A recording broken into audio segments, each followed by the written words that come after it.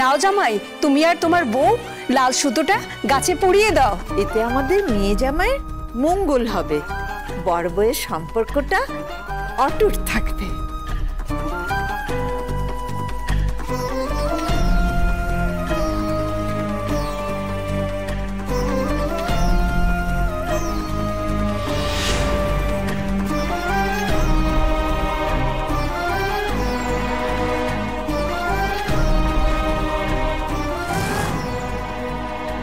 মেয়ের বাবা মা হওয়া কত কঠিন, দেখতে দেখতে মেয়েটা চোখের সামনে বড় হয়ে গেল।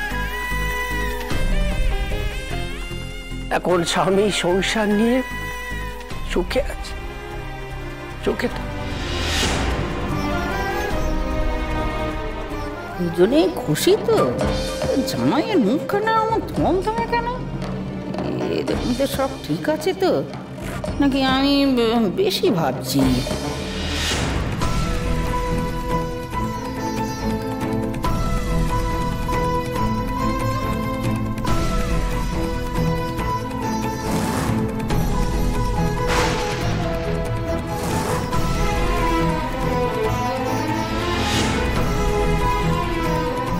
আরে এই মঞ্জু, এই মালা দুটো নিয়ে আয় না।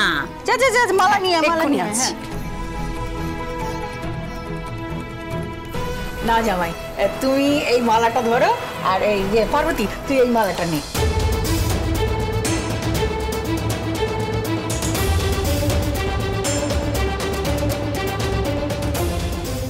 মালা দিয়ে কি হবে? মালা দিয়ে আবার কি হবে? তোমরা দুজন স্বামী স্ত্রী মালা বদল করবে, তাতে মঙ্গল হবে। এসব কি করছে? তখন থেকে খালি জামাই জামাই করে এক গাদা নিয়ম পালন করালো, এখন আবার পর্ব বানিয়ে মালা বদল করাচ্ছে। কেন কেন আমি এসব মালা বদল করব? আমার স্ত্রী আছে, আমার পারো, সেখানে আমি কেন এই মেয়েটার সাথে আবার মালা বদল করব? এই নকল খেলাটা খেলবো? ইচ্ছে করছে সব ছুঁড়ে ফেলে দিয়ে এখান থেকে স্ট্রেট বেরিয়ে চলে যাই। ও ভোলে বাবা, আমি জানি শহুরে বাবুর মনের অবস্থাটা কি হচ্ছে। ওনার উপরে অনেক অত্যাচার হচ্ছে, খালি এই সময়টুকু শান্তি মতো পার করে দাও। তুমি দেখো ঠাকুর, উনি যেন রাগের মাথায় কিছু করে না বসেন।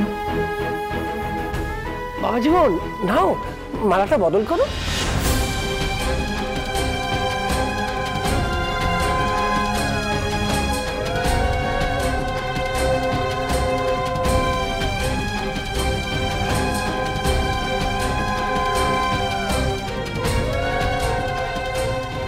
কোথায় ফেসে গেলাম আমি?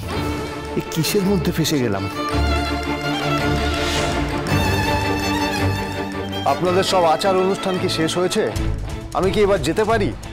আমার কিন্তু দেরি হয়ে যাচ্ছে খুব।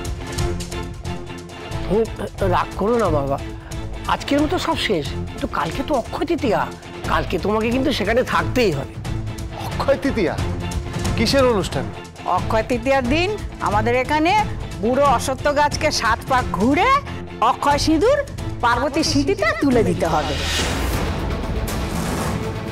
ওই সিঁদুর পার্বতীর সিঁথিতে অক্ষয় হয়ে থাকবে জন্ম জন্মান্তর। কি হলো জামাই, তুমি রাগ করছো নাকি? মানে আমি অনেকক্ষণ ধরে দেখছি, কিছু কি হয়েছে? শুনুন, আপনারা যা যা বলেছেন আমি সব শুনেছি, সব করেছি, কিন্তু আমিও তো এখানে একটা কাজে এসেছি নাকি? আর আমি এসব সংস্কারে বিশ্বাস করি না। আমাকে ক্ষমা করবেন, আমি এটা পারবো না। কালকের অনুষ্ঠানে আমি থাকতে পারবো না। সে কি জামাই, পারবো না বললে কি করে হবে? এটা তো তোমাদের স্বামী স্ত্রী দুজনেরই মঙ্গলের জন্য, এটুকু তোমাকে করতেই হবে, না বললে তো হবে না। আশ্চর্য তো, আপনারা তো আমার প্রবলেমটাই বুঝতে পারছেন না। আমি এখানে বেড়াতে আসিনি, এসব আচার অনুষ্ঠান পালন করতেও আসিনি, এখানে আমি একটা কাজে এসেছি। জানি তো বাবা, জানি জানি তুমি একটা কাজে এসছো, জানি, কিন্তু এটাও তো কাজ বাবা। পার্বতীকে যখন তুমি স্ত্রী হিসেবে মেনে নিয়েছো, তোমাদের বন্ধন শক্ত হোক, এটাই তো আমরা চাই। ও পার্বতী, তোর বরকে তুই রাজি করা না, উনি তো তোর সব কথাই শোনেন। দেখো বাবা, এতদিন পর মেয়ে জামাই ঘরে এসেছে, মঙ্গল অমঙ্গলের তো ব্যাপার আছে, কিছুটা একটা রীতিনীতি পালন করতেই হয়। তোমাকে এইটুকু অনুরোধ রাখতেই হবে বাবা।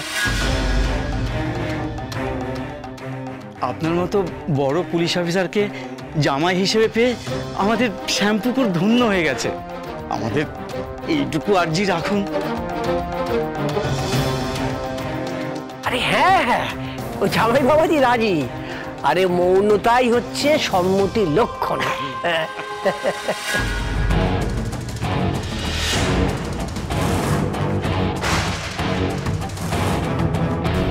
দিদি পারো, ও দিদি।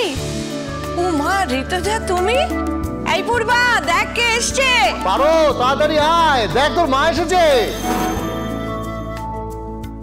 মা তুমি? ও মা, তুমি এসছো? কি রে, অসময় এসে খুব বিরক্ত করলাম? আচ্ছা, কি আশ্চর্য কথা বলছো। মেয়ের বাড়িতে মা আসবে, তার আবার সময় সময় কি? কিন্তু এই যে এত কিছু, এগুলো আনবার দরকার কি ছিল? আরে এ এমন কিছু না, ওই কালকে তো অক্ষয় তৃতীয়া, তাই দেবের জন্য একটু ধুতি পাঞ্জাবি আর পারোর জন্য শাড়ি, এইটুকুই নিয়ে এসেছি। এইগুলো কি দরকার ছিল বলো তো? ধরে কি সুন্দর হয়েছে, ভালো, এটা খুব সুন্দর হয়েছে। এটাও নেই।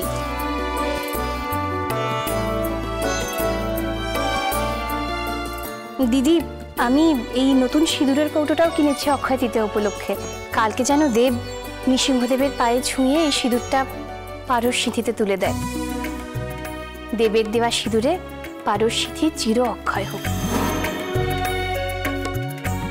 কিন্তু ঋতুজা, তুমি তো জানো দেব এখানে নেই, ও অফিসের কাজে শ্যামপুকুরে গেছে। হ্যাঁ জানি তো দিদি, কিন্তু কালকে ফিরবে না। কবে ফিরবে তা তো জানি না, সেভাবে তো কিছু বলে যায়নি। কাজ শেষ হলেই চলে আসবে নিশ্চয়ই। যদি কালকে আসতে পারতো তাহলে নিশ্চয়ই ফোন করে একটা জানাতো। কি রে পারো, তোকে কিছু জানিয়েছে নাকি দেব? না, আমাকে তো সেরকম কিছু বলেইনি। বলেছিল কাজ মিটতে একটু সময় লেগে যাবে। সে কি, তার মানে দেব কালকে পুজোর সময় থাকবে না এখানে? দাদা বলছি যে এখান থেকে তো শ্যামপুকুর মাত্র 5-6 ঘন্টার পথ। আমাদের বাড়িতে তো কালকে অক্ষয় তৃতীয়ার পুজো। দেব যদি ওই পুজোর সময়টুকু একটু চলে আসে, পারোর মাথায় সিঁদুরটা ছুঁয়ে দিয়ে ও না হয় আবার ফেরত চলে যাবে, তাহলেই তো হয়, তাই না? হ্যাঁ, আসলে ঠিক বুঝতে পারছি না, দেবের যাতায়াত করে ওর কাজটা কমপ্লিট করা খুব চাপের হয়ে যাবে। পারলেও কি আর আসবে? এইভাবে দু নৌকায় পা দিয়ে দেব যে কি করে চলবে আমি বুঝতে পারছি না। আচ্ছা পারো, তুই একবার ফোন কর না তোর বরকে, বল না যদি আসতে পারে কয়েক ঘন্টার জন্য। মানুষটা একটা কাজে গেছে, এভাবে আমার ফোন করাটা কি ঠিক হবে? পারো, তোকে যদি দেব ওই নৃসিংহদেবের পায়ে ছোঁয়ানো সিঁদুরটা পরিয়ে দেয়, তাহলে তোর স্মৃতি সিঁদুর অক্ষয় হবে। আর তুই যদি ফোন করিস তাহলে দেব আসবে না, এটা কি হতে পারে নাকি? ঠিক আছে, আমি একবার ফোন করে দেখছি তাহলে।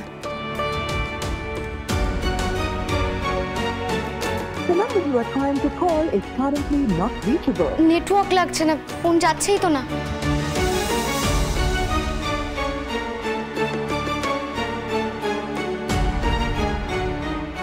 তোমার লজ্জা করছে না একের পর এক মিথ্যে বলতে? লজ্জা করছে না? না, একটার পর একটা নাটক করে যাচ্ছ। আমি যত চাইছি এইসব ঝামেলা থেকে বেরোতে, তত তুমি কিছু না কিছু করে আমাকে এগুলোর মধ্যে জড়িয়ে ফেলছো। কি চাইছো কি তুমি? তুমি এইভাবে পারোর জীবনটাকে নষ্ট করতে চাইছো, তাই না? বাবু, এটা আপনি কি বললেন? আমি বোনের জীবন নষ্ট করতে চাইবো কেন? এমন কেন বলছেন আপনি? বলবো না? অক্ষয় তৃতীয়ার দিন সবাই মিলে আমাকে চেপে ধরেছো সিঁদুর পরানোর জন্য, বলবো না বলছো? আর তুমি কি করছো? তুমি সবার সামনে মিউ মিউ করছো, ওদেরকে বাধাও দিচ্ছ না।